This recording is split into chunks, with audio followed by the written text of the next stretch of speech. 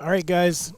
Welcome back to the Raised Hunting Podcast. And I'm joined today by my two proteges, Warren and Easton.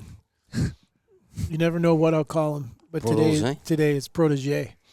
But anyhow, I think we have we had a very interesting topic last week, and so we're going to continue on with that topic because we had lots of people that wrote in on their comments, but there's some things that study did not cover. For those of you that are not familiar, this was about culling deer and what kind of impact you can have on your deer based on what bucks you shoot. Actually, what the study ended up coming out with was that is not the biggest factor. The biggest factor is food, nutrition of the deer. So anyhow, we're going to talk about some other parts of that today, and I won't go in any farther because that way we can talk about it. Do you got some Spotify people or reviews that you needed to go over? Well, Spotify has us really close. I think we're at almost 200. Let's look. 196. Need four people. So we need four people. But Spotify, they are clutch. They've been there because it wasn't too long ago. We were only at 100. So we picked up like 100 reviews since then. You guys rock. Let's see about these Apple people. Apple people, oranges. What about the banana people? What about the oranges people? So we got a couple more reviews on Apple, but they didn't say anything. So shout out to you guys, and then our YouTubers. We got to give them some love. There's been quite a few people listening on YouTube. Cool. And there was somebody that had a pretty good comment, but I can't remember what it was right now. So I'll have to try to think about it later. On YouTube, they're watching too, aren't they? Or does it watch on both? All except for Apple, I think is the one. Can you watch on Apple too? I think so. Yes, I know you can on Spotify. I just don't listen to Apple Podcasts. I just happen to notice that we're all wearing our Renton USA sweatshirts today. Because they're warm. They are. They're very comfortable. Okay. Well, we have multiple discussions to discuss on this. All right. Where do you want to start? Do we want to Let's get go with Jeff's response first? Sure. This was a gentleman that wrote in on what he had found off of our discussion from last week. Yeah. So Jeff has been a very large fan of ours, and I'm a large fan of his, especially after the subject title on this. He titled it "Easton, You're Right," which is very phenomenal. Head swelling moment. No, it's okay. He prefaces it, and we don't have any way to know if I'm right or not. Just what we're going off of, what I was saying kind of matches up with it. But anyways, I'm not going to read all of this now unless we get into certain points of it, where I'll break into some of it. But I will read the first paragraph or so. Well, I want to go into the second part of that here in a few minutes. So let's go into yours first. Oh, okay. So we're going to go into Warren's first, or Dad's. Dad's first. Okay. So because you didn't finish your statement, so let's just hear what you were about to say. Okay, so the study talks about what are the effects of how much of an effect that the culling process had on deer. But they don't talk about what deer did they cull. They did talk about a little bit. They talked about that I believe that it was a size, that it met a width restriction or, that they culled these deer. At what age are they culling deer? Were they shooting 2-year-old bucks, 3-year-old bucks, 4-year-old bucks, 5-year-old bucks? 2-year-olds. I believe that if I remember right, they said that they were. I read it afterwards. They were shooting 1 and 2-year-olds. 1 and 2-year-olds, and based on what? I'd have to go back and look at exactly what the parameters were, but in my opinion, because I read that too, and I believe that that's a mistake. Yeah, I don't know. I don't. I think that is 100%. Why, if you now have seen the deer, that he's genetically deficient, why let him, even though their study says we don't know whether or not that what they're passing on. It's contradictory. No, it's not, because but what I'm saying is I know that deer is not the kind of deer that we want on our property. You don't know that, though. I do. I can see what he has resulted in. No, you... Okay. At 2 years old? Sometimes you can see that they have... So what about the other times? Well, if it's questionable, you don't shoot them. So what makes it not questionable? At 2 years old. when they got absolutely zero brow tines, and they got little tiny G3s that are like this long, like an inch and a half long, and yet they got G2s that are 7 or 8 inches long. They should have something that you can physically see that says, oh, look, I have the opportunity or the ability to grow into something.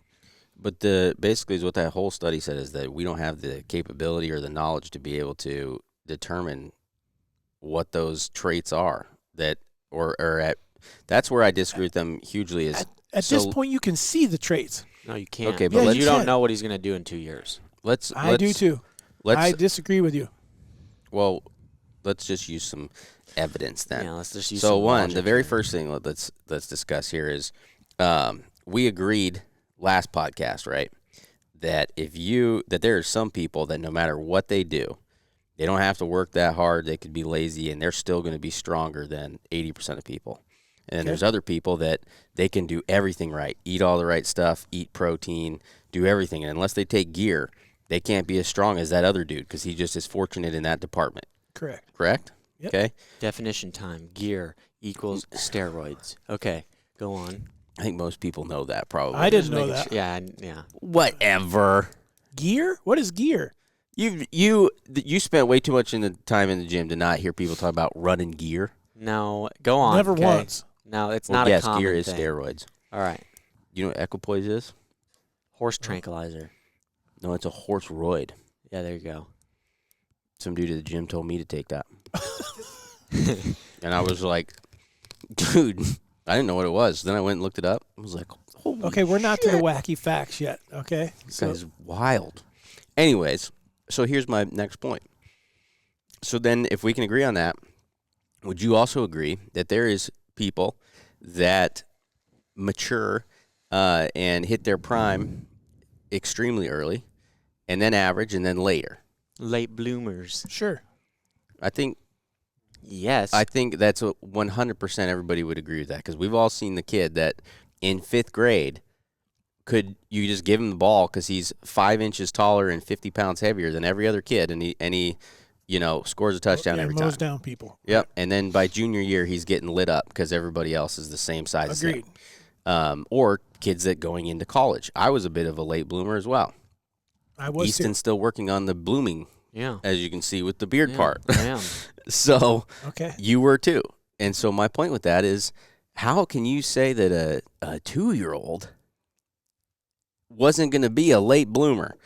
That all of a sudden when he goes from 3 to 4, and then that's the other odd thing to me is there is lots of studies, and I'm pretty sure I'd have to go back and look, even in their own study, that they claim that 3 to 4 is the largest jump. So you're not even going to wait until the deer hits 3 to give him the chance to make his largest jump of his lifetime? No. Okay, but here's the Why? other thing, too, because this is just stuck in your head and being stubborn, because the other thing that we had a whole podcast on, if anybody is just now finding the Raised Hunting podcast, they can go back and listen to this one as well, is do 8s stay 8s? And going off of your theory and your logic here, physically they've shown you they're an 8. So they're not going to change anything. You might as well shoot them, get rid of them. But you're the same person that said in I've that killed a podcast 10. that you've killed an 8 that has turned into a 10 or an 11 or a 12, whatever else, that they have better potential that you have not been able to see yet. So the physicality of what you can see, that they have short G3s or they have short G2s or whatever, is voided because you're also the person saying that you may not see it. Next year they could be totally different. And I would tell you that I've already seen. Okay, first of all, to compare people to deer, you're talking about by the time that someone is a late bloomer, they're 18 years old. They're only not even a quarter of the way through their life expectancy, not even, maybe even 1/5 now that people are living to 90 years old. So anyhow, where a whitetail deer at 2 or 3 years old is probably halfway through his life expectancy already. At 3, yeah, absolutely. At 3. At 2, I don't know that. Yeah, maybe a third. Because if they weren't shot, then typically they're going to leave. The They're going problem to is live we till have 8 to or 9. imply humans here. Well, but my point is that you're looking at deer that you can tell this is an inferior deer as far as antler growth goes. Okay, you can see that already at 2 or 3. 3 is my optimum.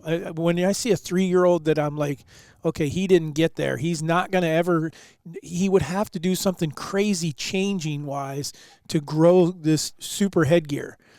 That I don't see the need to leave him in it. And I'm not talking about the gene pool anymore. Used to, that's what I thought I was referring to, but that study has shown me that no, that's not what I'm taking out. What I am doing is I'm taking out another mouth to feed, and making and possibly one that is a bully or something like that that's running everyone off.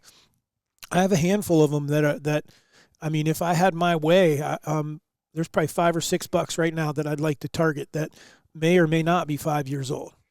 So essentially then it is so, because I could possibly agree with you to an extent on this, because one, I think that we can say to an extent that the whole, shooting cull bucks to try to increase antler growth is a pretty flawed theory in the wild. That's correct.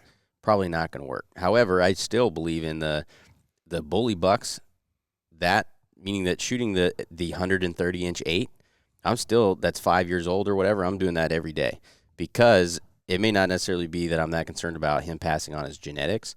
I'm more so concerned about the fact that he runs everyone else off. Yes, he's running everybody else off. He's causing other stress. He's another mouth to feed, and he's taking those really good 2, 3, 4-year-old deer, and he's forcing them to go look somewhere else for does, go be somewhere else, because he's kicking their ass all the time. It's also not allowing the better genes to breed. Well, we don't know that anymore. Yeah, because that's what he could be carrying the best. He genes. could be carrying the best genes. My problem is with him is that I don't want him hanging around because he runs everyone else off. So if he even spreads really good genes, what he's done is run 2 or 3 of my bucks that have proven genes that I can see already there. He's making them more susceptible to being killed. What's it matter though? Well, because otherwise, what you don't know if they're going to do any good for you anyways. Besides, you want to shoot that one. I would rather keep them in my core area than let them go out into another core area. Make them go out into another core area. Because otherwise, what you're saying with him is if he could be breeding the best deer, you're playing the long game. Yeah, like that but I'm 5 just years saying before you even know. In general, if you're going to shoot that, there's no reason in killing that one if he could be carrying the best genes. Yes, because he's running off other deer that that only need one more year, and they're going to be a high quality deer. They've already shown proof that they have the opportunity to get you there. Have no idea if that's going to benefit anything besides what you want to kill. You think that if you shot baling twine, that's not going to help keep Eminem and some of those other deer? I'm understanding that. I'm saying that if you guys are sitting here saying that the 8 that has terrible genetic or that looks terrible and runs everybody else off is the deer to shoot, yet you don't know what his genes do, it could be more beneficial for you to let him breed as much as you possibly can and have more than just the one buck that you want to shoot. But that's what because he's running them off. Agreed. And what I'm saying is the problem with that is what you're saying is the deer he's breeding, the does he's breeding right now, that I don't get to see the benefits of that for 5 years. And is what I'm telling you is I'm short-term thinking because there's a chance that his genes may suck too. Yeah. So I would much rather, I'm not going to try to play the gene game because they've already told us that getting that to work is extremely low chances. So I'd rather kill him and let those other deer that are really good deer already that I know only need to make another year or two and they're going to be phenomenal deer, have more food, more availability, less pressure. They don't have him possibly killing them in a fight or something like that. I'm just seeing, though, that could also hurt you in the long run. Because then possibly, you're killing the deer. But that is impossible to know. There's no possible way to ever be able to measure that. Let's use, well, first of all, we need to, I just caught you, neither one of you picked up on it, the fact that you talked about if you shoot baling twine. So people listening are like, what's it got to do with baling? Baling twine is the name of a deer, is what he's referring to. Because otherwise, why would you shoot a hay bale? Yeah, what's that matter? So baling twine is the name of a deer that is not got this humongous headgear, but he's a mature deer. Yep. And so we watched him physically on video run a good young deer off. You guys have seen him too if you follow any of our social media. If you remember me finding a deer bundled up in baling twine, the sheds last year, match set, this is the deer we're referring to. Yeah. He is alive this year too. Wonderfully. And he doesn't have any baling twine caught on his rack yet. And so then I think the thing that I'm thinking of now, though, is I think the risk that you run, and that would be my question, is it worth it at 3 years old? Let's just say, for instance, that some of these deer that you're looking at and you're like, well, I don't know that he's really that great of a deer at 3 years old. You decide to shoot them, okay? What happens? Well, what is the benefit of killing that deer at 3 years old before you know for sure, opposed to letting him live? And this is my example. Juice, at 3 years old, was 30-inch deer. 30-inch deer that you told Easton he needs to shoot because he is a what buck? He's a management buck. He's a management buck. And that same deer ended up in the top 0.01% of all 8s to ever walk the earth. I was wrong. I can admit it. I was wrong. If you shot him at 3, though. But he had a brother, and one thing that I was wrong is I was wrong about his age. He was also in the top 0.1% of his body. Like he was an early bloomer for sure. He was 3. I mean, he was 2 when I thought he was 3. He was because huge. he was already big. And he was huge. Yeah. The other one that I would think of. I got one to come back. Hold on before you go doing that. Okay, so Mr. Liss. Yes. Okay. We think he's 7 or 8 years old now. He's the same deer that he was 4 years ago. Hasn't changed. Knew it then. That's why we said, go ahead, Alyssa. If you get a chance to shoot that deer, shoot him. This is also, if anybody pays attention to social media, the buck that everybody keeps seeing with the scar on his face. Yeah, and he only has one eye. The Rocky Buck Boa or whatever everybody's calling Rocky Balboa. The one everybody's calling a warrior. Okay. Yeah. Right. And he's become famous. And he's become famous because he's of age, but at the same time, we put him on a target list 4 years ago because and now we don't know that he's passing on great genes. I have no idea. But we believed he was 4 then. But we believed he was 4 then. But so I think by 4, they're 90% of what they're going to be. Well, but so that one's a pretty safe call. I'd have shot him at 3 because he was the same thing at 3 as he was at 4. You wouldn't have known, but that's the problem is then you could be shooting your next juice. Let's go to another one. Okay, here's another one I think is real interesting. Hold on. Shoot them, suckers. Shooting spikes there is another study. Hold on, there's different kind of spike. I'm not talking about just an average spike. Nick, this is for you. I'm talking about these note. You need to go things, back, not button bucks, to the podcast about 8s being 8s. There's a comment in that. There's 8 staying 8s. David says the people that are shooting spikes is absurd. You should not be shooting spikes because you don't know what they're going to turn into. If you could clip that and cut that out, exactly what he does. Okay. Well, let him explain why. All right, go on. But the spikes that I'm talking about that you should shoot, I feel like, and you'll not change my mind on this one. I don't care what the studies say, because what I'm saying is there is a spike out there. I guess that's what you call them. I don't even know if they don't have antlers. I've seen a number of them. I killed one this year, okay? And what they are is 2 little things that come up. They're not button bucks. They're full-grown deer. They got testicles and everything, and they're acting like, and they're chasing does and running around. But they mushroom off, and they just have this, and I don't believe they're going to be anything. I don't care what they do because they didn't grow even an inch of antler. What's to say that's not a late button buck? It's not but I'm telling you, you can look I know. at the deer. What I'm saying is, what's to say that wasn't a doe that was bred in December, and so he's just behind. Man, he's so far behind that he's never going to grow up, in my opinion. So, well, so you think he's going to be a spike forever? No, I don't. I think he'll grow something, but it will never be anything of potential. Probably his first rack, right? Yeah, that is. That would be his first rack. Okay, so then you don't believe. So you think that at 1 year old you're going to be able to determine what his lifetime potential is? I'll take that. I'll take my chances because we're going to know now. Hold on, because of the number of deer that we have, and we need to potentially eliminate some deer. And in Iowa, that deer is considered antlerless. Now they go up to as much as a spike that, as long as it doesn't branch, I mean, you could kill it and you could put an antlerless tag. I don't necessarily agree with that, because I think a full-grown spike could grow into something that he's got big, long spikes that come up. He grew a rack, but something's wrong with the deer that I'm talking about. Some reason why they didn't grow. The other one that I would like to be able to figure out is Squiggle was one, and then Shrivel. No, Squiggle. Squiggles was at the 80. He's dead and gone. But I'm talking about deer that break their antlers every single year and break them early. KB was one. Yeah. You know, Why? What is genetically wrong? Or I have a hard time believing that they just want to fight all the time. But there's something wrong, especially because in Squiggle's case, and then we have another one this year that has their antlers are somewhat deformed. The drop tine buck is the one I'm referring to, who breaks the drop tine off. Minerals in the soil would have a large portion to play into that. That's what I think is something that they're missing, but for whatever reason, it's not affecting every other deer. Right. It's just affecting these couple. I don't know on that. But the other thing I wanted to continue with, though, is what I'm trying to do is how do you allocate the risk on shooting a 3-year-old deer? Because the other one I'm thinking of that would have been, and I'm 100% guilty because I would have shot him way before, was Ralph.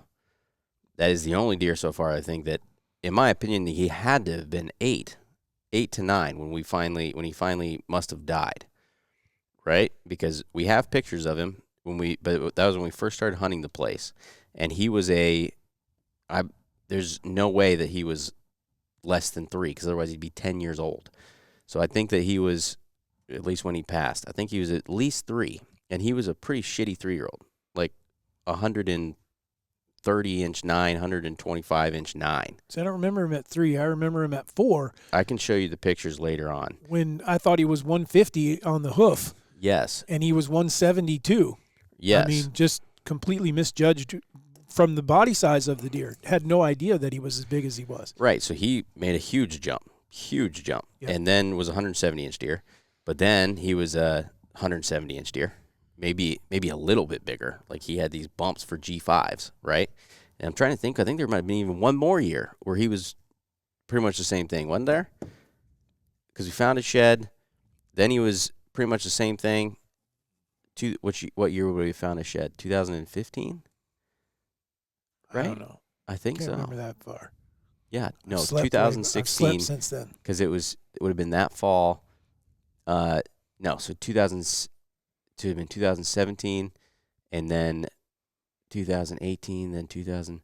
Okay, so he was 170-inch 10, 170-some-inch 10, and then all of a sudden blew up into what I believe was at least 195 to 200-inch deer. Giant.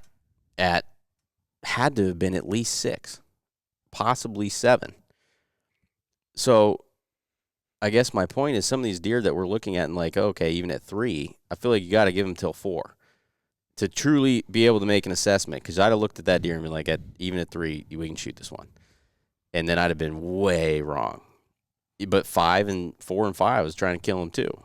Right, because he was a 170-inch deer. In our case, he's already a trophy.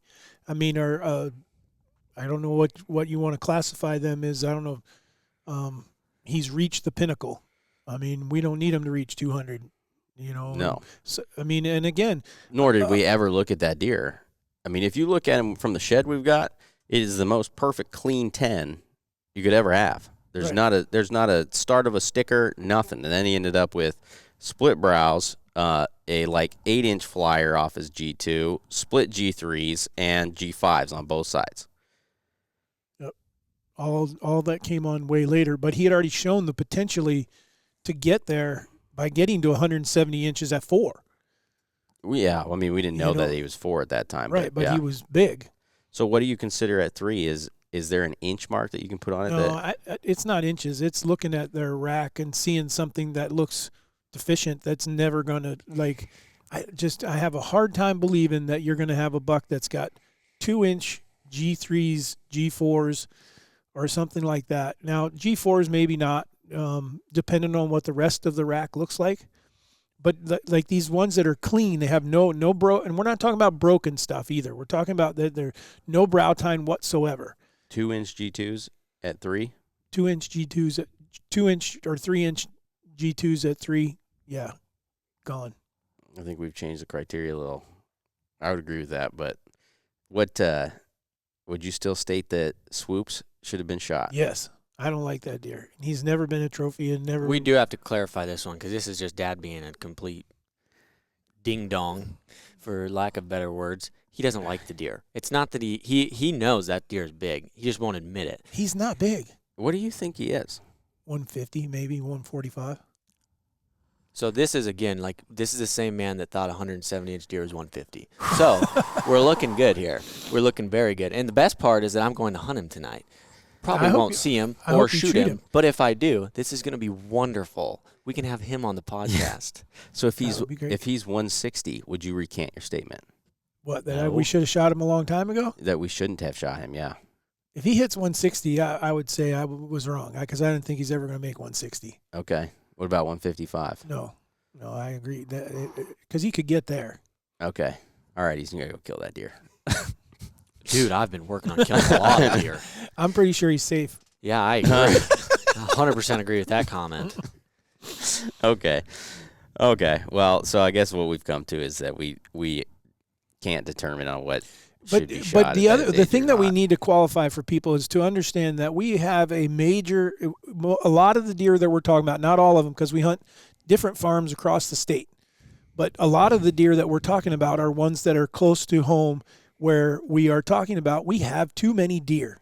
And so if I have 3 deer standing there or 4 deer standing there and 2 of them look like they've already got the potential to be big and 2 of them do not, it would benefit in my particular case where I have too many deer to shoot one of those other 2 rather than say competition.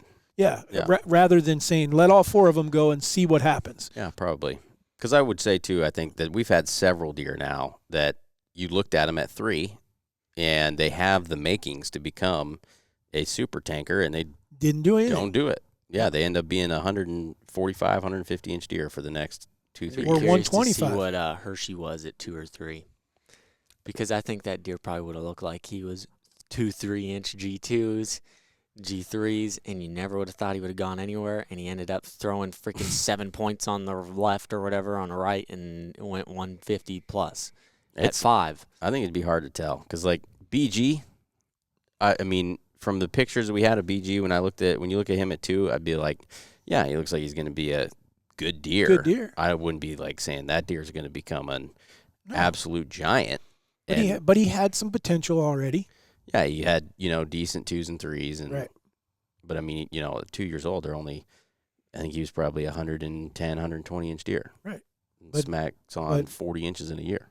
But looking at that deer, because I did see that deer, and I would have never even considered shooting that deer.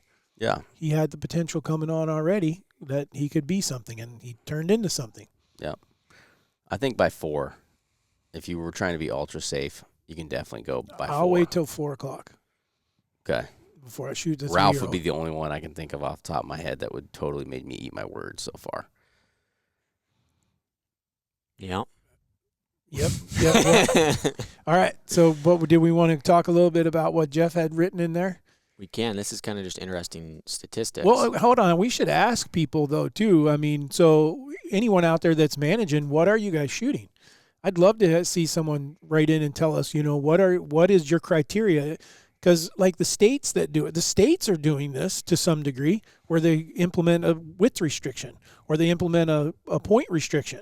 We're looking at something completely different, though, when you're at the basis of you can't grow a big deer because everybody shoots everything versus you have the potential for a large deer. There's a lot of large deer. I don't think culling bucks is beneficial whatsoever. And I think you're much more beneficial to take care of the food and everything on your property and shoot does. Because just going off of the people that I do know that kill a lot bigger deer than us, Shane, I can't think of the last. I mean, he might kill 1 or 2 management deer a year if somebody comes that wants to shoot one for him. Other than that, he ain't doing it. Not one bit. And I would think that there's a couple others that I know of that I'm quite certain don't give a crap about shooting cull bucks. So I think that it's a waste of time because in all reality, too, it's saving the competition. The only benefit I could see with that is the ones you guys are talking about being bullies that are pushing multiple other bucks out.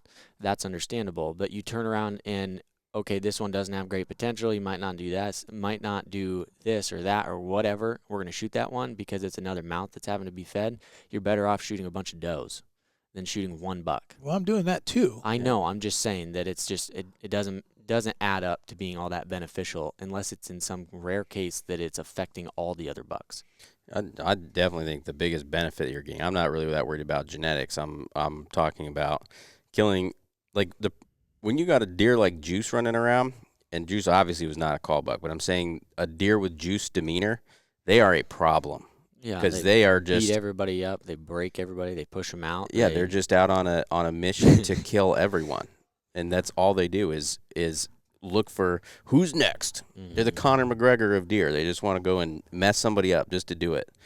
And I think that those deer get to a point where they're like, I'm not messing around with this guy. Like, this dude's freaking nuts. I'll just move. Yeah. Yeah. And Swoops is a perfect example of that. He can't stay there because Patch ran him out. Patch, yeah, I'll bet you kill Patch, he comes back. He would come back because he was living there for the first 3 years of his life. Yeah. I mean, he was consistent. And then as he got to be a breeder, didn't want to stay around as much. And then this year, not at all. There was probably a fight that determined that. Could be. I would imagine they probably had a fight at one point, or maybe Patch was just so much more dominant that he just said, I'll go find somewhere else. Right. Yeah, I think when it comes to shooting a management deer, though, I'm not shooting them unless they're probably 4 would be the youngest, and he's got to be a real crap buck for me to do that. I'd rather try to shoot like a KB or somebody that's I know is ancient. Old. Yep. I don't know how much we want to go into this, but I can read some of this.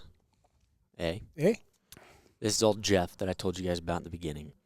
So he did some of his own research. Yep. So he Sent us listened an to the email. podcast and he is a farmer. His family is like 3rd, 4th generation farmers. So they've have a lot of information as far as statistics on crops and ag and things like that. Out of Wisconsin and Iowa is where they have their main information. So that's what we're going to look at. First part is the doe makes up 50% and the buck makes up 50%. They both need the same thing, food and water. The minerals in the soil are significant as they help both genders.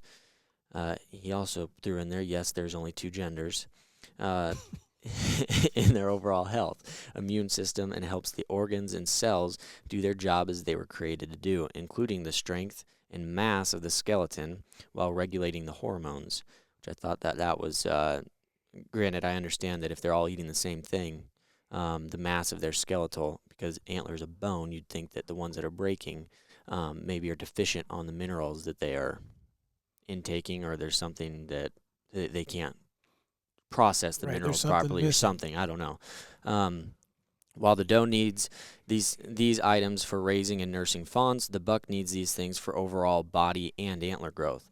Those minerals and nutrients come straight from the soil. Here's where I did a quick study after listening to the podcast. So we can go over this a little bit because this gets into some numbers. But I am from east central Wisconsin, where we will average 180 bushels of corn and 54 bushels of beans per acre.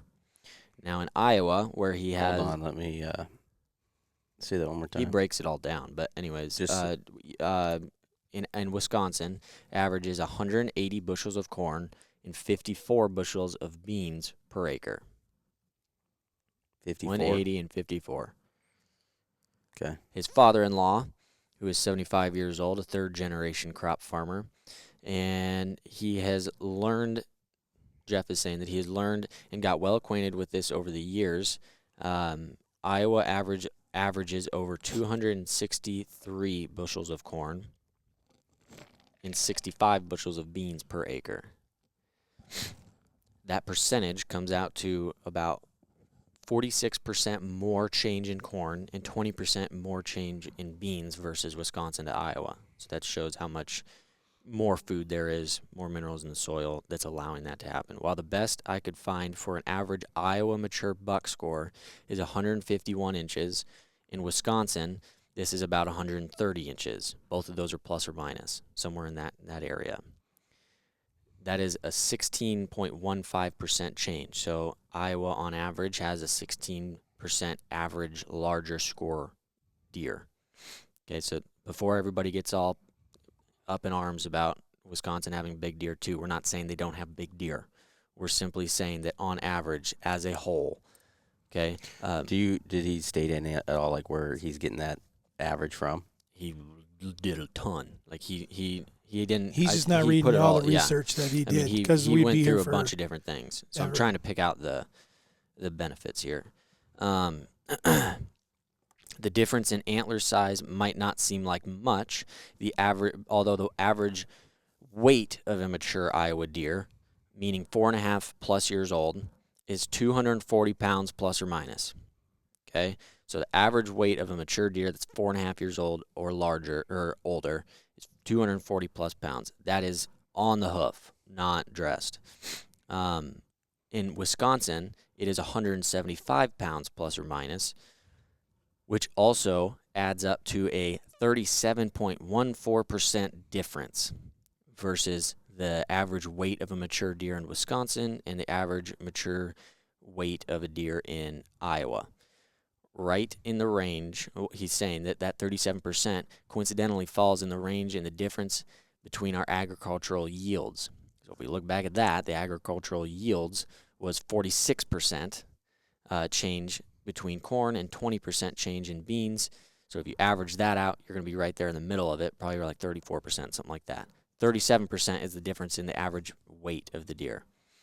Then on top of that, the amount of ag land here in Iowa versus that in Wisconsin likely makes up the rest. I've only hunted Wisconsin for 40 years and been able to view, hunt, and watch my in-laws farm now in Iowa for 18 years. Iowa is just different, in my humble opinion, and the majority of that has to do with Iowa's soil, the DNR management, and the hunting pressure. Also, he adds according to the USDA, Iowa has the most fertile soil in the country because of the ratio of terrain, molded climate, water, and plant life. So there's more than that, but so we're pulling out pieces there, though. Right, but basically what he is stating is what we were stating last week, is that if you could take what Iowa is capable of producing and give that to some other states, they would blow Iowa out of the water, or like Saskatchewan. Or it'd be similar. I don't know. I mean, I think places like Saskatchewan, I mean, the deer are already big, equivalent to what we see in Iowa. You should really look at, because it might not end up being anything to do with the corn and the beans. Yeah, that's beneficial, but you could go see if Saskatchewan, if the soil is as fertile as, say, Iowa. Correct. And if that's the case, now if it was less fertile than what Iowa is, I would say, yeah, if you could get it to the point of what Iowa's ground and soil is like, then you're probably going to be looking at a heck of a lot bigger deer, more mature, more quality, healthy deer. Now, if it was the same as Iowa or has better soil, then you're just looking at the only thing you're going to benefit is maybe giving them better food. Right. Well, didn't he say that he agreed with you? Yeah, and me hammering down on the point that it's the soil and like the amount of minerals and everything that's coming from the soil, which then goes through whatever food they're eating and everything else too. Okay, so this would be my question. So we're saying that deer that have access to more minerals overall than our healthier deer and are going to then have bigger racks. Is that correct?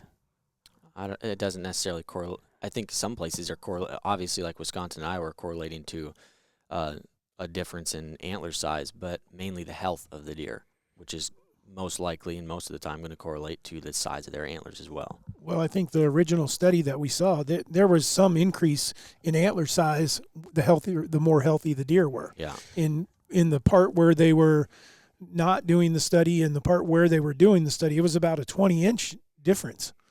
Yeah. You know, it wasn't as much in both areas where they were controlling the feed that they had put the deer in a pen and were controlling that. It was only a 7-inch difference. But so where I'm going with this, and this is going to be the difficult part, is I don't know that we'll actually this is going to be almost impossible, I think, to define this because we don't have all of the controllables to be able to make this statement. I mean, we don't have all the information to be able to say this is exactly what these numbers are and we can compare it to this. But I saw a post from some the other day, and what they had is the number of Boone Crockett entries from 2020 to 2022 compared to the number of entries in those same states from 1950 to 2019. Okay? So Wisconsin is number one. From last year, from 20 to 2022, they are number one. And from 1950 to 2019, they are still number one.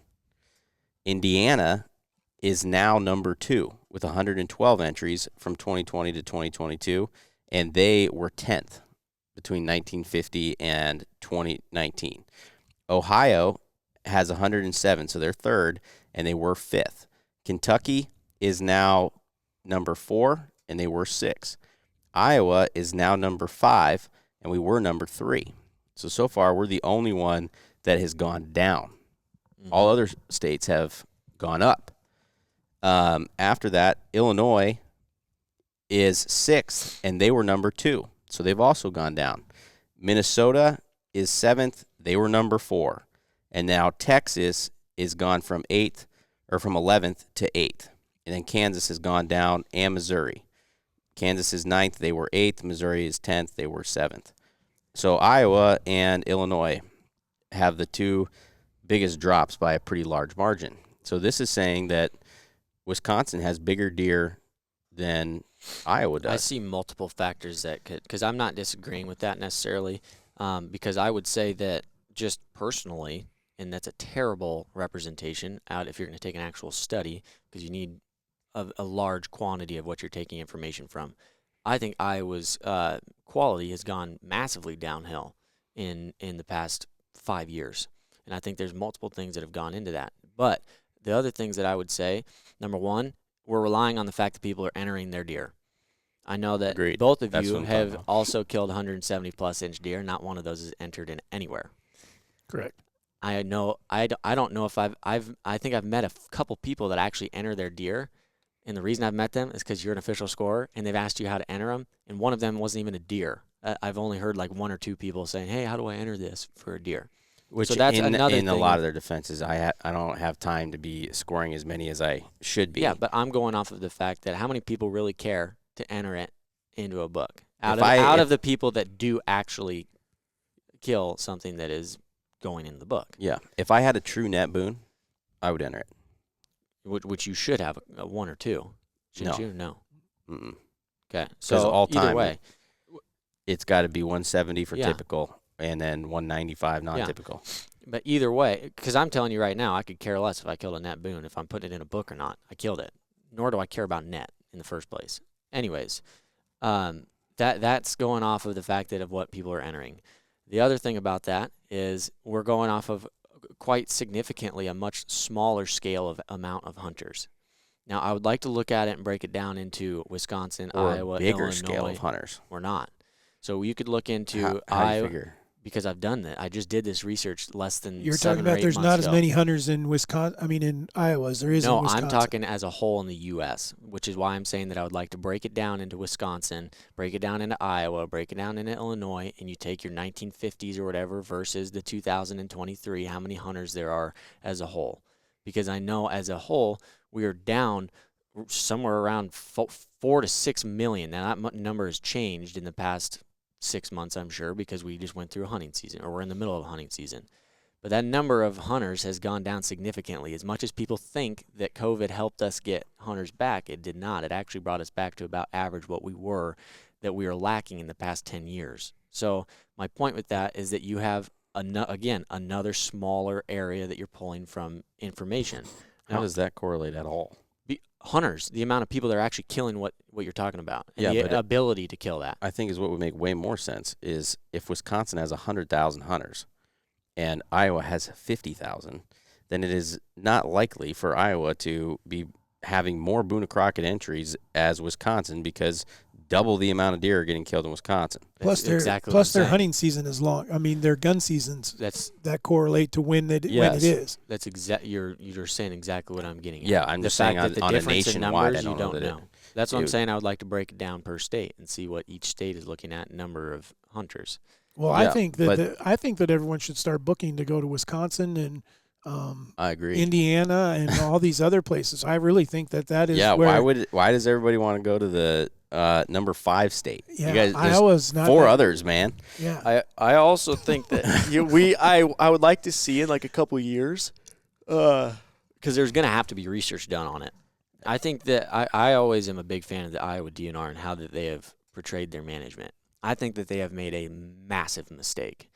I know which one you're gonna say. Massive, And I massive, agree. massive I mistake. think as long as it's the one I think it is. And that is implementing a doe season with rifles after January 10th, which would be after our season is closed. Correct. I think that is I think we're seeing it within a freaking year, that there is a massive issue with that because of the amount of bucks that are getting killed that are not known, or they think it's a large doe, or whatever the case is. Because some of it is lack of paying attention. Some of it would also be the fact that with a rifle I can shoot 300-400 yards. Okay, it looks like a freaking doe. I can't tell if it's a shedded buck or not. Right. And so the amount of large deer that are being killed, I think, is a direct correlation to this year in the amount. Because, if even me just scrolling through like the Iowa trophy bucks, there's still some really big deer on there. It is nothing compared to what it's been in years past of just freaking ungodly big deer every time you see a post. Well, last year was the first year of that, though. But I would say, and I agree, I think that it seems as though the major huge deer has gone down. Because, I remember when we first lived here, the first few years, so we moved here in 2012. From 2012 to, 2015, I feel like there was a couple 240 to 260 deer every year killed every year. Mm-hmm. And now it seems like there's, maybe one. It used to seem not that uncommon for multiple people to kill 220-plus inch deer in Iowa, which sounds insane. Yeah. I don't even know if I've seen one this year. I know there's been some killed, but normally it has no difficulty for me to see a 220-inch deer on my feed from Iowa or something, or me talking to somebody about it, or this or that or the other. And I feel like they were more of the, I think we're still going to be, there's still people killing these 210, 220 type deer, but they're not, it doesn't seem like they're, I don't know how to say this. They're giant deer, but they're also deer just with a lot of points or things that add up, where it seemed like those deer before, it was they had 29-inch beams and 23 inches of mass on each side and just ridiculous deer. Okay, here's my biggest question, though, with this. So what I'm trying to understand here, right, is we're saying that food and the minerals and everything that's in the food is also correlating to healthier deer, which is leading to bigger bodies and leading to bigger antlers. Is that true? Yes. Okay. I say to an extent, but yes. Well, then, because that's my question. Because we have several deer at this point that are not the largest bodied deer and what you would say the healthiest with their bodies and have had some of the largest headgear. So is there actually any correlation between their body size and their racks? I don't think that's what I'm saying. I don't think it's a direct correlation. I'm saying that the healthier deer you're having in general, I'm not saying a 278-pound deer is going to correlate to a freaking huge rack. Not even, that's not even close to what I'm saying. But how are some of these 170-pound deer doing that? Again, you're going on the fact that I'm correlating because they're all different. Just you can have a person same reason that these are 175-pound Michael Phelps deer. Is genetic makeup is he becomes a swimmer that breaks every record in the world. He's not the biggest. He's not Mr. Olympia. But another dude could be Mr. Olympia. Your argument is not based on what we're saying. Because you can even look at Wisconsin, and if you're saying that Wisconsin is much better than Iowa, they have 170-pound deer on average, 175-pound deer on average. Right. So what I'm wondering is are the minerals really that much of a contributing factor? Yeah, considering the fact that if you go look at if the Texas it's that much study, based on their deer are much smaller, their antlers are much smaller. That's the food source. Their minerals are not there either. Are included. The food source is going directly with the minerals. I understand that, but that's what I'm saying is so then we can't. Then is basically what we're saying is body weight doesn't matter at all. No, that's not what I'm saying at all. You're trying to match the fact that if it's a heavy deer or it's got a big body that it's going to have big antlers. Well, it's not necessarily the case. Okay, then there's no point in even discussing the body weight because we're saying that we're not discussing concerned the overall about body health, weight. the overall health of what the deer is having. So this does go along with the fact that, for instance, Iowa has heavier deer. Okay, that's saying that, and our average is also 20 inches bigger than a Wisconsin deer. Okay. Well, but if you're looking at it deer to deer, I'm not sitting here and saying, oh, if you get a 240-pound deer, you're going to have a 150-inch deer. I understand that. And what I'm saying then is that what it means is that if we're talking strictly about the antler size and how big these deer are going to be, the body weight has zero correlation to how big the deer is going to be. And so we can't sit here and say that these deer are healthier and that's why their antlers are bigger because they're getting more corn per bushel. But I just It's not corn. It's the amount. So you're looking at it as a directly to the food necessarily. The reason Iowa can grow 180 or bushels of corn, whatever the number was, versus a Wisconsin is because of the amount of minerals that are in the soil, which is allowing the same acre that could be in Wisconsin to not grow as much because there's not as much mineral, which at the same point means that they are consuming better food, whether it's corn or whatever it is. Go ahead. My turn. Pick me. Okay, the other thing is that I disagree with what you're stating because there can be more antler on their head, and we have a flawed scoring system for one. That's valid too. The scoring system is measuring a particular way.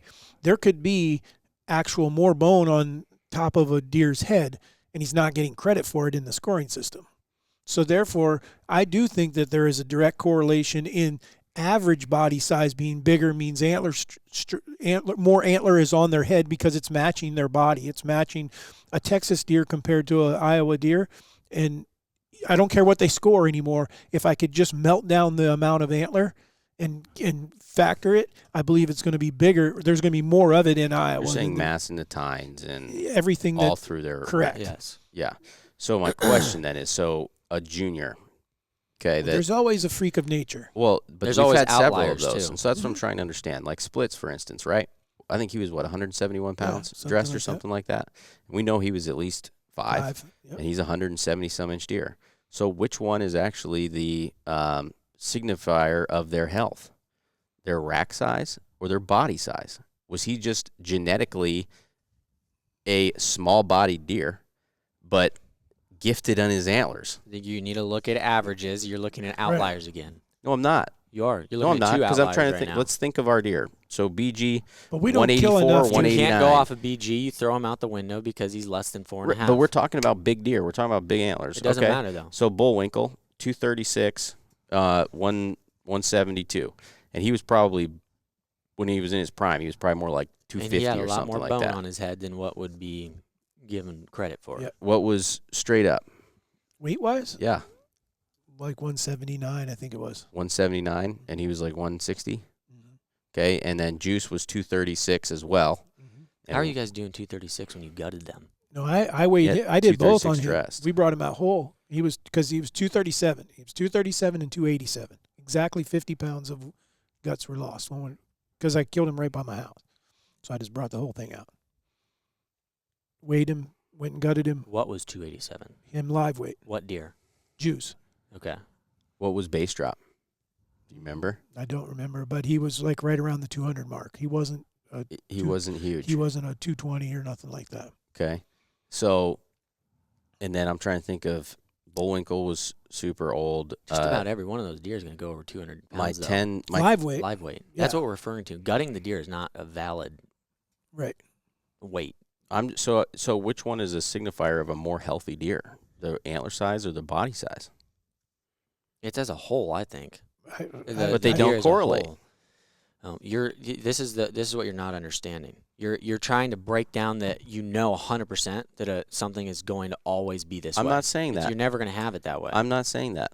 Is what I'm trying to say Technically, is this most would likely. say that yes, that they do correlate. The heavier deer means the healthier deer. The healthier deer means the larger antlers, which then means that they do correlate because the population as a whole means they're breeding better, they have better health, they have better genetics, they have better food sources, they are creating larger deer. So score-wise, that would say, yes, they do correlate. I don't have the scientific knowledge to know if they 100% do correlate or not, and that's what you're trying to understand because you don't want to believe it. No, that's, And that's not true. not- I could take that statement right there and chuck that out the window. Because a lot of our deer that are the biggest body deer See, do that's what I'm not saying have is the best you're- racks. This Right. exactly. And so that- you're and are trying to mature. take outliers, though. No, I'm just trying Yes, to because figure out which I'm one would saying you say as is a a whole. healthier deer. As a whole is the point, okay? Not this deer, that deer, the other deer, whatever. It does not matter the specific deer because there's deer you go in Texas that are freaking huge bodies. That's an outlier, okay? That doesn't Okay, but count. we're not talking about outliers. You are. No, That's we're all not. you're referring to. Yes, because as a whole, the deer on average is the subject of the conversation the biggest antlered deer.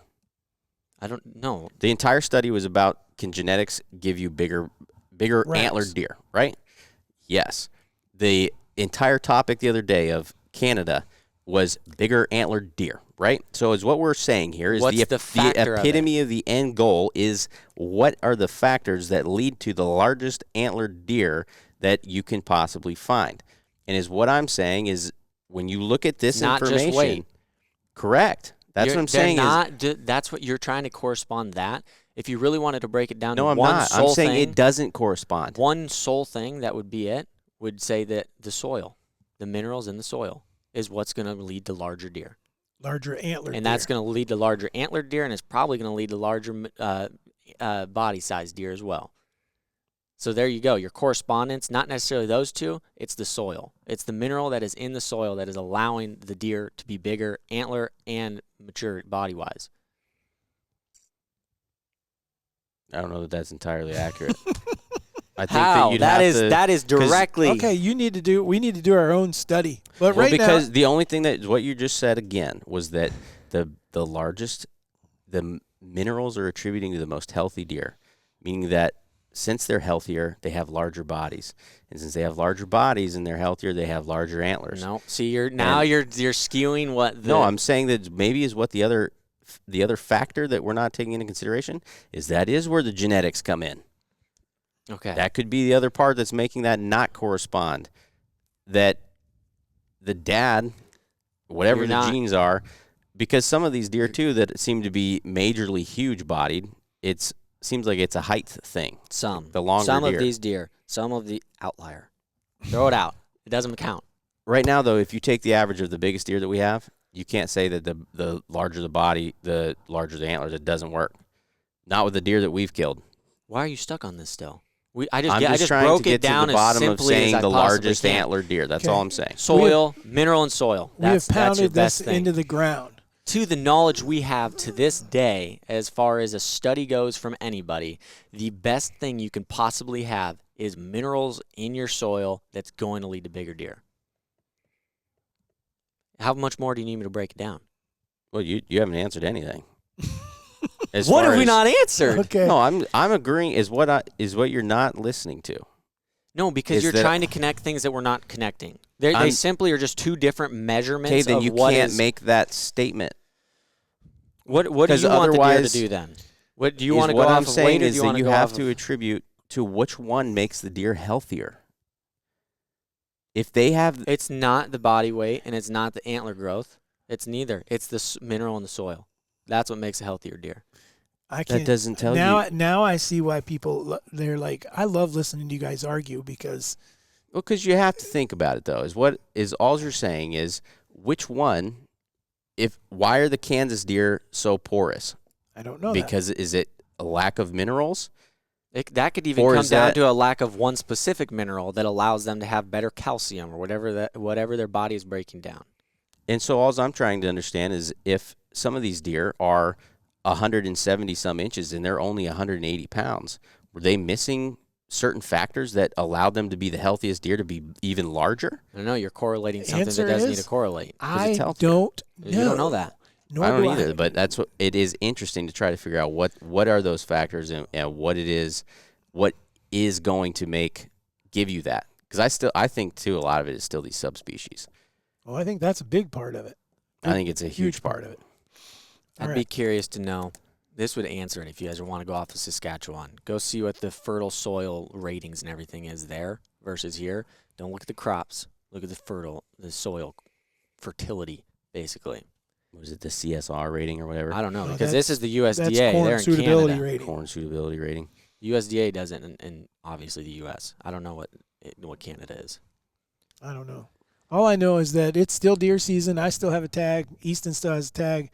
And if a 3-year-old walks out and he's got short G2s, he's getting it. Well, that's the crazy thing about it is a lot of this too, I think we'll never know because we're in 2023 and they still can't tell us how they can't replicate velvet. No. So how long is it going to take them before they can actually tell us what attributes to antler growth? I don't know, but the game farms have figured out what attributes to it. Look at the size of the deer they grow. And what they're doing is juicing them up. They're also pretty particular on their using that genetics gear, though and stuff man. too, aren't they? Gear, yeah. What's that? I think they're pretty particular on the genetics and stuff though too. But they've gened it. They're to buying all these bucks from different places that are all and yeah. It's also the does are huge. They have specific they know does that which have produced does- the larger bucks. And when you have a controlled area like that, then Stress you want levels. to build a 400-inch deer, it can be done. But All right, I got to get off of here, so All right. wrap it up. all right, guys. Well, thanks for joining us for a continuation of that. I'm pretty sure we have pounded that one into the ground. If you guys enjoy, for all you people, when I don't understand that, say that you love to hear the argument. I believe you got what you came for today. So thank you for tuning in to the Raised Hunting Podcast. Before we sign off, Warren has his wacky facts, because one person that last week I did see a comment said, I even suffer through the wacky facts of Warren's. No, you didn't. You Yes, just don't they want to. did. You don't want to No. admit that it's a hit. The Japanese word kuchi zamishi is the act of eating when you're not hungry because your mouth is lonely. We do this all the time. Americans are known for that There's one. a lot of us that have that problem. Yeah. Called obesity. I have that problem. Sometimes I'll be like, I'm not that hungry, but I just feel like I need to eat right now. I didn't know it was kuchi zamishi. Now it's even more exciting to do that because that's a cool word. All right, so we're out of here. That was a boring one again. Rate 1 to 5, 1. All right, wish Warren better luck next week. Thanks for tuning in. See ya.